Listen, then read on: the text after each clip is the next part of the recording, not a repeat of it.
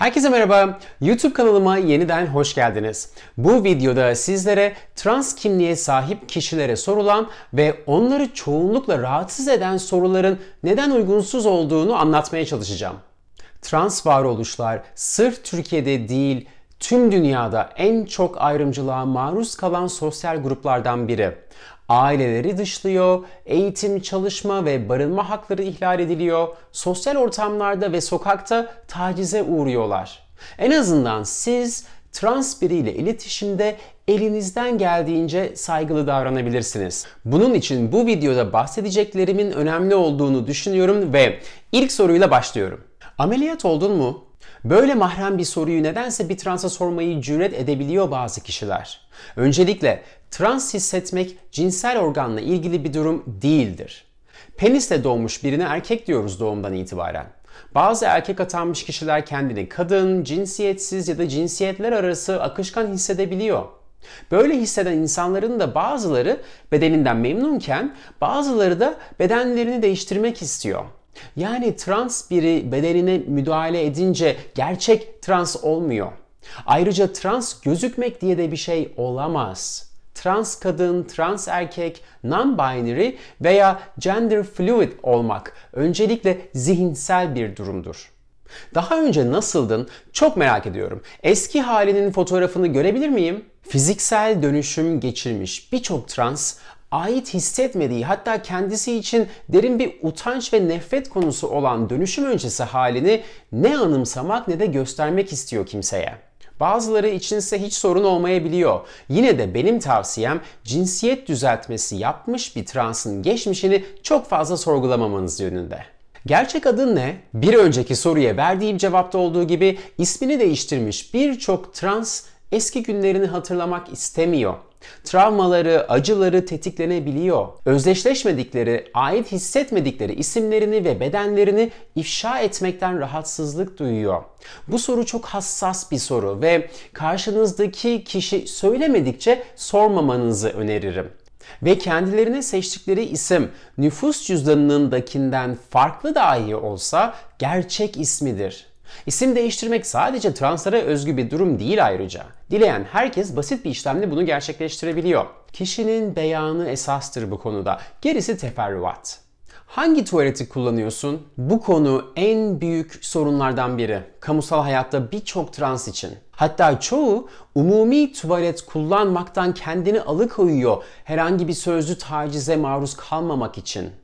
Maalesef nasıl gözüktüğümüze ve cinsel organlarımıza göre tuvaletleri cinsiyetlendiriyoruz. Kamusal alanda tuvalet kullanımı özellikle trans bireyler için politik bir mücadele.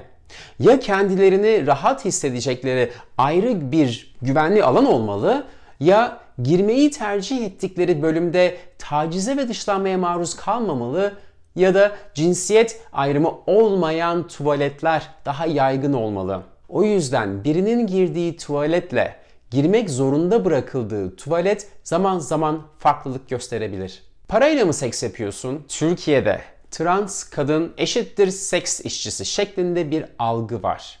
Birçok trans kadın ailelerinden, iş yerlerinden, okullardan dışlanıp hayatta kalmak için seks işçiliği yapıyor.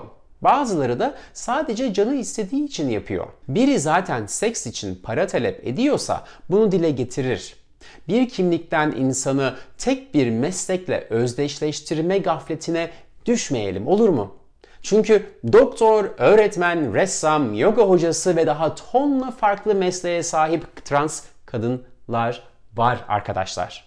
Ya ileride bu kararından pişman olursan geri dönmeyi düşünür müsün? Hormon tedavisi görmüş ve bazı ameliyatlar olmuş bir kişi muhtemelen çok mutlu hissediyordur. Pişman hissetmez.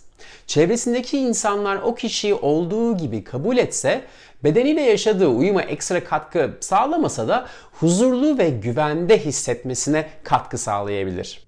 Seninle seks yaparsam peki ben ne oluyorum? Kendine trans erkek diyen biri erkek olduğunu vurguluyordur. Ve siz de kendinize kadınım diyorsanız heteroseksüel bir ilişki deneyimlemiş olursunuz. Çok da kafa karıştırıcı değil aslında. Ne zaman trans olmaya karar verdin? Trans kimliğe sahip kişiler cinsel organlarına bakılarak onlara atanmış cinsiyete ait olmadıklarını farklı zamanlarda fark edebiliyor. Altını çizmek istiyorum. Fark ediyorlar. Karar vermekse sanki yeni bir şeyi bilinçli olarak başlatmak gibi. Trans hissetmeyi başlatamazsınız. Durduramazsınız da. Mesela doğduğu andan itibaren kendisine erkek denmiş biri erkek olmaya ne zaman karar vermiş olabilir? Gay olsaydın senin için daha kolay olmaz mıydı hayat? Birine gay olsaydın demek ona kendini erkek gibi hisset demek. Trans biri ise kendine atanmış bu biyolojik cinsiyetle özdeşleşmiyor zaten zihnen. Ayrıca gay olmak cinsel yönelim kimliğiyken trans olmak cinsiyet kimliğidir. İki bambaşka kavram yani.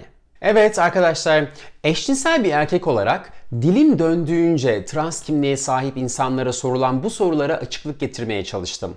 Doğru olmayan bir ifade kullanmışsam affınıza sığınıyorum ve eklemek, düzeltmek istediğiniz yerler varsa lütfen aşağıya yorumlara yazmanızı rica ediyorum. Çünkü hepimiz birbirimizden öğreniyoruz daha kapsayıcı ve özenli bir dille iletişim kurabilmeyi. Bu arada eğer kanalıma abone olmadıysanız lütfen abone olmayı unutmayın ve eğer bu videoyu beğendiyseniz veya yeni bir şeyler öğrendiyseniz lütfen beğen tuşuna basmayı da ihmal etmeyin. Ayrıca aşağıdaki zili de aktive ederseniz ben ne zaman video yüklersem siz de anında haberdar olursunuz. Bu arada trans kimlikteki kişilere şunu söylemek istiyorum. Kimsenin söylediği kötü söz ya da davranışı kişisel almamaya çalışın. Evet, transfobinin yoğun olduğu bir dünyada yaşıyoruz. Ama ne yanlış ne de yalnızsınız. İnsanın kendisi olması bazı kimlikler için çok zor maalesef. Siz yine de kendinize ihanet etmeyin. Kendinizi sevin. Kendiniz olun. Umarım bu videoyu beğenmişsinizdir ve bir sonraki videomda görüşmek üzere. Hoşça kalın, sevgiyle kalın.